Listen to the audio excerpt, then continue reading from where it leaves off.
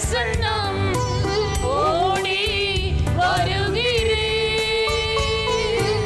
ஒவ்வொரு நாளும் உம் பிரசன்னம் ஓடி வருகிறேன். உம் வல்லமை மகிமை கண்டு உலகை மறக்கின்றேன். உம் வல்லமை மகிமை கண்டு உலகை மறக்கின்றேன். தேவனே என் தேவா உம்மை நோக்கினேன். தண்ணீர் இல்லாத நீலம் போல தாகமாய் ஏங்குகிறேன்.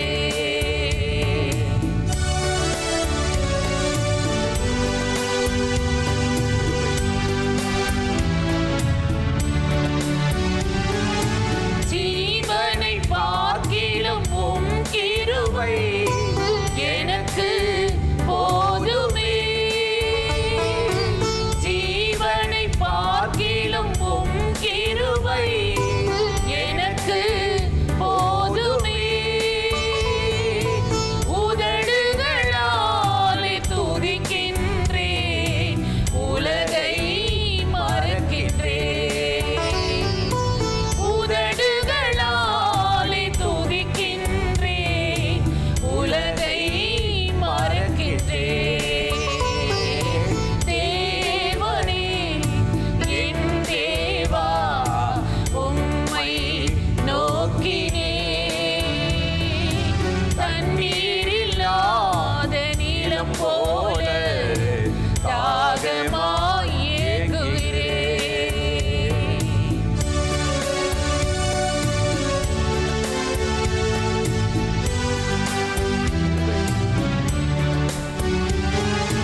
படுக்கையிலே உம்மை நினைக்கின்றேன், ராஜாமத்தில் தியானிக்கிறேன். படுக்கையிலே உம்மை நினைக்கின்றேன், ராஜாமத்தில் தியானிக்கிறேன். உம் சிறகுகளின் நிழல் தனிலே உலகை மறக்கின்றேன். உம் சிறகுகளின் நிழல் தனிலே உலகை மறக்கின்றேன். தேவனே என் தேவா உம்மை நோக்கினேன். தண்ணீர் இல்லாத நீலம் போல தாகமாய் ஏங்குகிறேன்.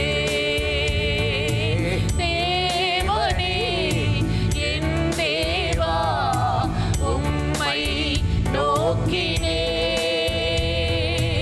தண்ணீர் இல்லாத நீலம் போல தாகமாய் ஏங்குகிறேன். பிரியமானவர்களே, ஆண்டவராகிய இயேசு கிறிஸ்துவின் நாமத்தில் இந்த காலை நேரத்தில் இயேசுவை தினம் பார்ப்போம் என்ற இந்த நிகழ்ச்சி மூலமாக உங்களை சந்திப்பதில் மிகுந்த மகிழ்ச்சி அடைகிறேன். எசேக்கியேல் 34 அதிகாரம் 16வது வசனத்தில் நாம் வாசிக்கிறோம், நான் காணாமற் போனதை தேடி துரத்துண்டதை திரும்ப கொண்டு வந்து எலும்பு புரிந்ததை காயம் கட்டி நசல் கொண்டதை திடப்படுத்துவேன் என்று ஆண்டவர் இங்கு சொல்லுகிற வார்த்தையை நாம் வாசிக்கிறோம். நான் காணாமல் போனதை தேடுகிறவர். என்னுடைய ஆடுகள் என்னுடைய தொழுவத்தை விட்டு எங்கோ போய்விட்டது என்பது போல ஒரு மேய்ப்பன் தன் ஆட்டை தேடுவது போல ஆண்டவர் இங்கு தமது ஜனமாகிய நம்மை பார்த்து சொல்லுகிறார், நான் காணாமல் போனதை தேடுகிறவர். என்னுடைய ஜனங்களை நான் தேடி, அவர்கள் இந்த தொழுவத்தை விட்டு என்னுடைய சமூகத்தை விட்டு எங்கோ போய்விட்டார்கள், இந்த தொழுவத்தை மறந்து விட்டார்களே, அந்த ஆடுகளை நான் காணாமல் போனவைகளை தேடி துரத்துண்டதை திரும்ப கொண்டு வந்து எலும்பு முறிந்ததை காயம் கட்டி நசல் கொண்டதை எல்லாம் திடப்படுத்துவேன் என்று அவர் சொல்லுகிறார். எலும்பு முறிந்து எங்கேயோ போய் அடிபட்டு எலும்பு முறிந்து போனது, துரத்தப்பட்டு வேதனையோடு புறக்கணிக்கப்பட்டு இருக்கிறது, காயப்படுத்தப்பட்டு இருக்கிறது, நசல் கொண்டு போய், அதாவது சீல் பிடித்து வேதனையோடு, காயங்களோடு, புண்களோடு இருக்கிறது. இந்த ஆட்டை நான் என் சமூகத்திற்கு கொண்டு வந்து நசல் கொண்டு போய் இருக்கிறதை நான் திடப்படுத்துவேன் என்று ஆண்டவர் சொல்கிறார். எவ்வளவு அருமையான ஆண்டவர் நமக்கு இருக்கிறார் பாருங்கள். நம்மை அவர் திடப்படுத்துகிறவர். அதற்கு முன்பாக நாம் எப்படி இருக்கிறோம்? காணாமல் போயிருக்கிறோம், துரத்துண்டு போயிருக்கிறோம், எலும்பு முறிந்து போயிருக்கிறோம், காயத்தோடும் நசல் கொண்டதாக, சீல் பிடித்தவர்களாக, நமக்கே நம்முடைய வாழ்க்கை அருவருப்பு நிறைந்ததாக இருக்கிறது. அப்படிப்பட்டவைகளை தேவனாகிய கர்த்தர் தேடி கண்டுபிடித்து நம்மை கொண்டு வந்து திடப்படுத்துவேன் என்று அவர் சொல்கிறார். எவ்வளவு அருமையான நேசர் நமக்கு இருக்கிறார். நம்முடைய வாழ்க்கையில் காணப்படுகிற இவ்விதமான குறைவுகளை எல்லாம் ஆண்டவர் நீக்கி நம்மை அவர் திடப்படுத்துகிற தேவனாக இருக்கிறார். பவுலுடைய வாழ்க்கையில் பாருங்கள், ஆண்டவருடைய ஊழியத்தை செய்து கொண்டிருக்கும் பொழுது எத்தனை எதிர்ப்புகள், எத்தனை போராட்டங்கள், எத்தனை பிரச்சனைகளை அவர் சந்தித்தார். அந்த சூழ்நிலை நடுவில் தேவனாகிய கர்த்தர் தரிசனத்திலே தோன்றி, பவுலே பயப்படாதே, தைரியமாக பேசு, நான் உன்னுடனே கூட இருக்கிறேன், இந்த பட்டணத்தில் எனக்கு அநேக ஜனங்கள் இருக்கிறார்கள் என்று சொல்லி பவுலை ஆண்டவர் திடப்படுத்தினாராம்.